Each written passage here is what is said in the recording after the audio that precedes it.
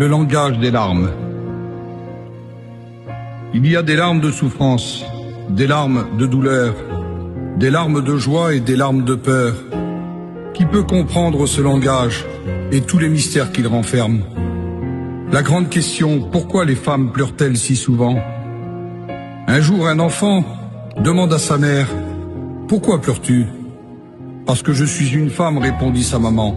« Je ne comprends pas, dit le petit. » Et sa mère, le prenant dans ses bras, lui dit, « Tu ne comprends pas, c'est normal, et je pense que tu ne comprendras jamais. » Plus tard, le petit demanda à son père, « Pourquoi maman pleure-t-elle sans raison ?»« Tu sais, mon garçon, répondit le père, « toutes les femmes pleurent sans raison. » Ce fut la seule réponse qu'il put lui faire.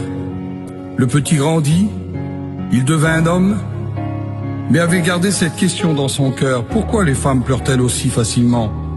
Finalement, il demanda à Dieu, et Dieu lui répondit, « Lorsque j'ai créé la femme, elle devait être spéciale. Alors j'ai fait ses épaules assez larges pour recevoir toutes sortes d'accusations, mais assez douces pour être confortable. Je lui ai donné de la force pour endurer les naissances, et aussi le rejet qui vient souvent des enfants lorsqu'ils grandissent. Je lui ai donné de la volonté pour lui permettre de continuer quand tout le monde l'abandonne, et aussi de prendre soin de sa famille malgré la maladie et la fatigue, sans se plaindre. Je lui ai donné de la sensibilité pour aimer ses enfants, dans n'importe quelle circonstance, même lorsqu'ils la déçoivent et qu'ils la blessent. Je lui ai donné de supporter son mari dans ses défauts. Je l'ai formé d'une de ses côtes pour être aimé de lui. Je lui ai donné de la sagesse de comprendre qu'un bon mari ne blesse jamais sa femme. Simplement, il teste sa force et sa fidélité pour demeurer à ses côtés sans faiblir.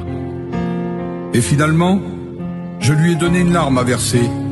Cela est pour son usage personnel lorsqu'elle le juge bon. Tu vois, dit Dieu à cet homme, la beauté d'une femme n'est pas dans les traits de son visage, ni dans ce qu'elle porte, ou bien de la façon de se déplacer. Non, la beauté d'une femme doit être dans ses yeux parce qu'ils sont la porte d'entrée de son cœur, cette place où je réside. Le psalmiste disait, recueille mes larmes dans ton outre. Il disait aussi, Éternel, ne reste pas insensible à mes larmes. Alors si tes larmes sont un message, dis comme David, Éternel, entends la voix de mes larmes.